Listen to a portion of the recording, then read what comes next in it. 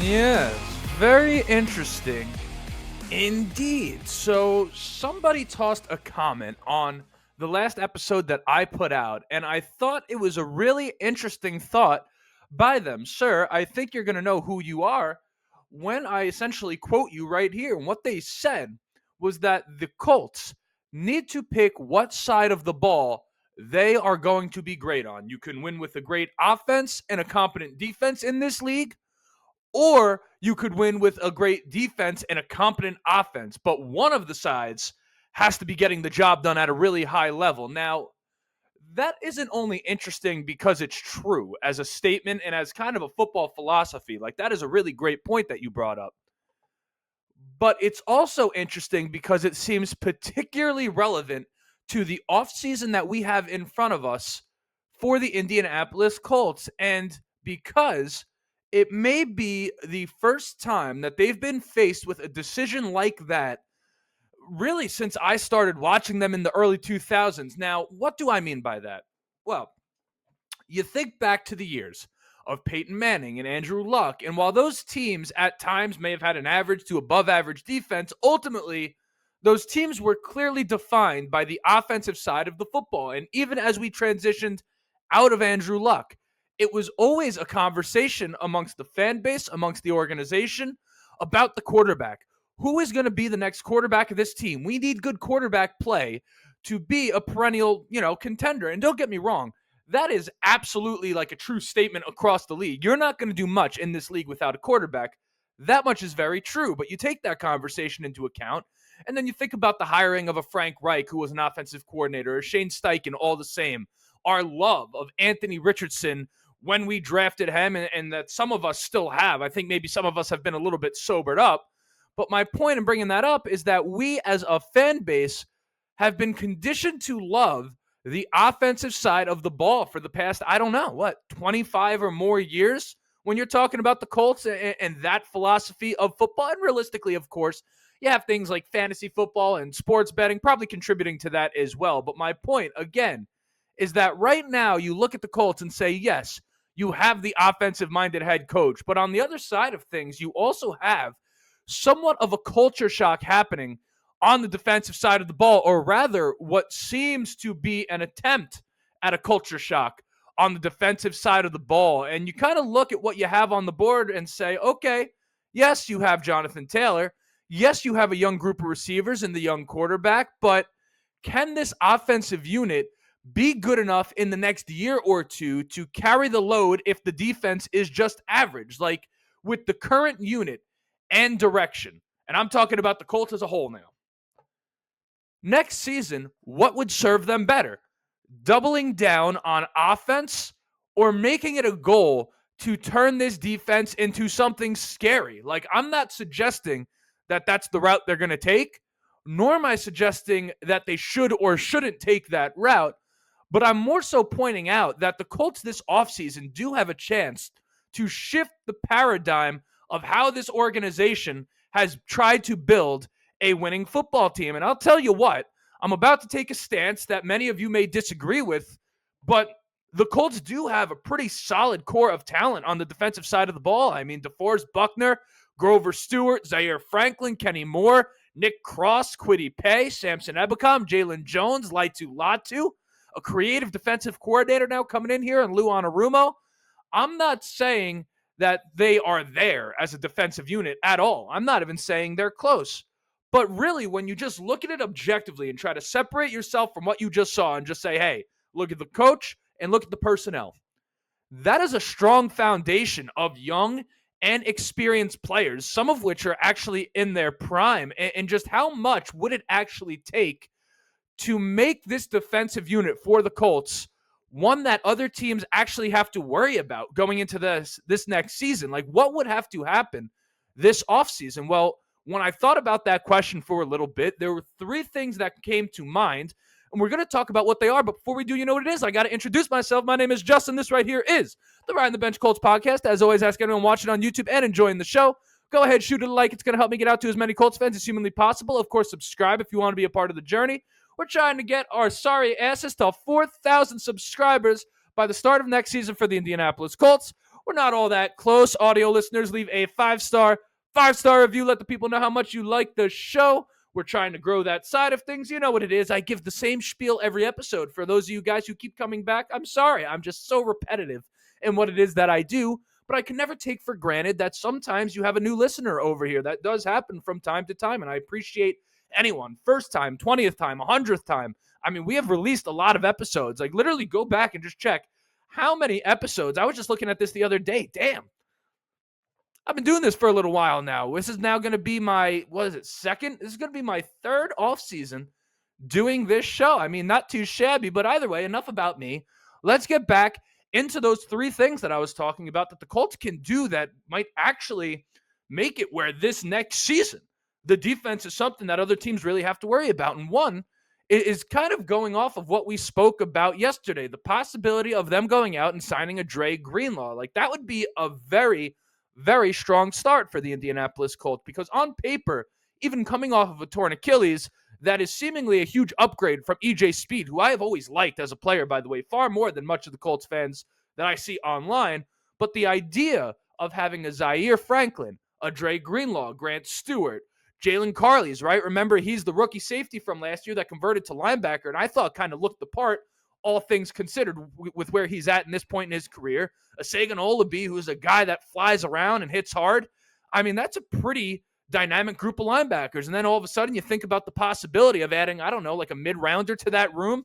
You have a real mix of guys there all of a sudden that could run, that can tackle, that can cover, and Dre Greenlaw and Jalen Carley's.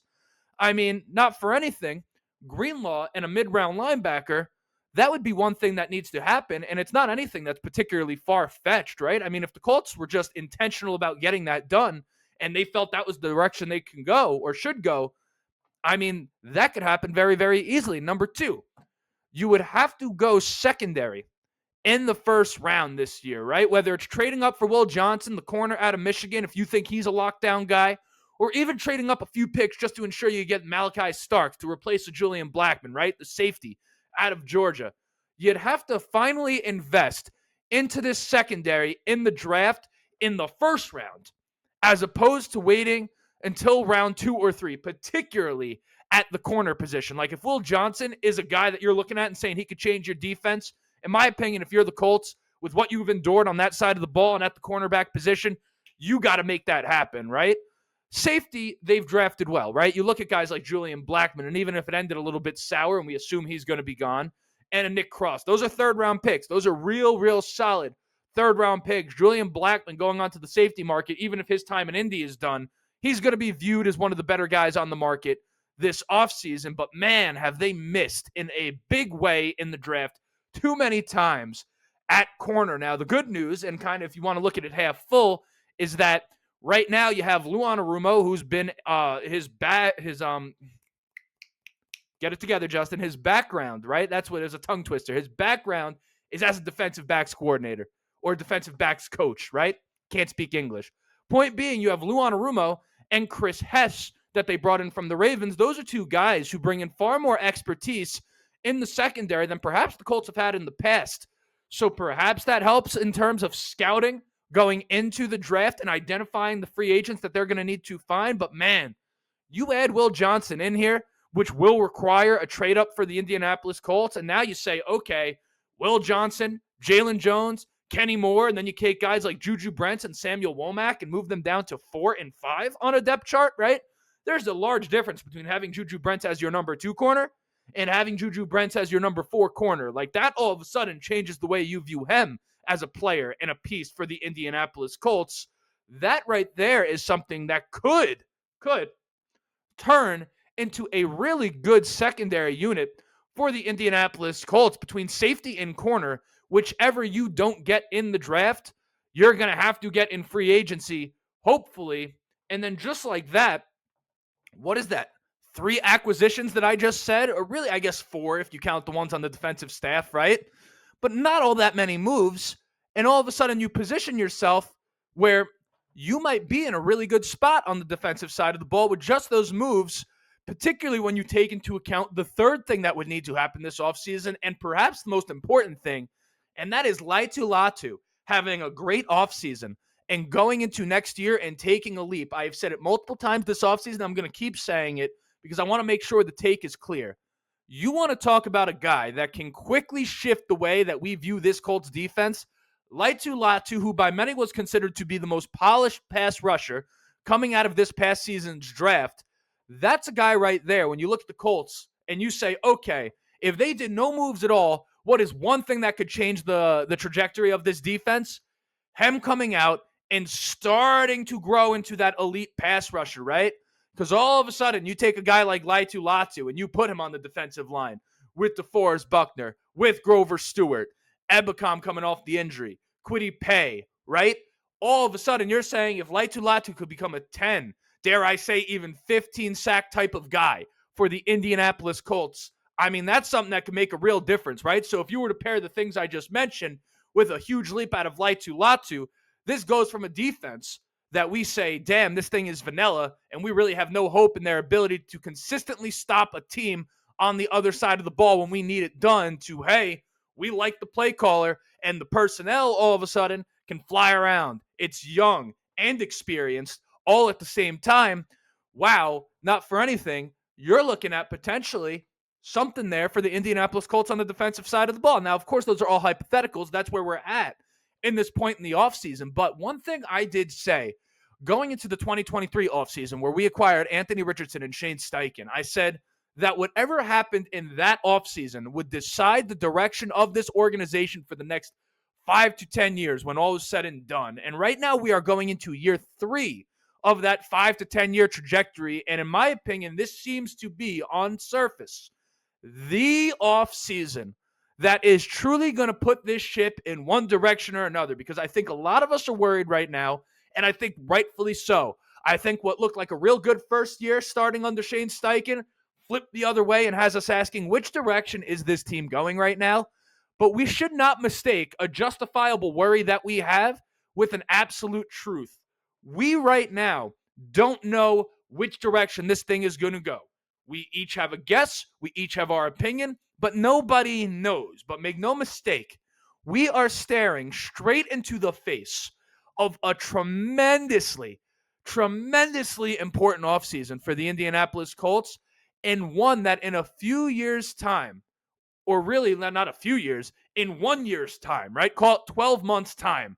If we look back at this offseason and say they didn't deliver based off of kind of how the season plays out going next year, it's going to flip this franchise upside down. You're talking about the potential of the head coach being gone, the GM being gone, the quarterback being gone, right? Maybe everyone being gone. Like, it's just one of those deals that the Colts are in right now, and we don't know which way it's going to go. But the question that this gentleman on my comment section brought up was, hey, the Colts have a choice to make here, and it doesn't have to be on the offensive side of the ball. Not for anything. That is kind of a good point. And I'm not saying that it's going to go one way or the other, but I am saying, hey, this is the offseason. Let's see how it goes, and we'll find out as time goes on. But just a little bit of speculation here on a Friday. That's what I wanted to do. You've made it to the end of the episode. Congratulations. My name was Justin. This right here was the Ride the Bench Colts podcast. Like, subscribe, 5-star review if you have not done so yet. But most importantly, go Colts.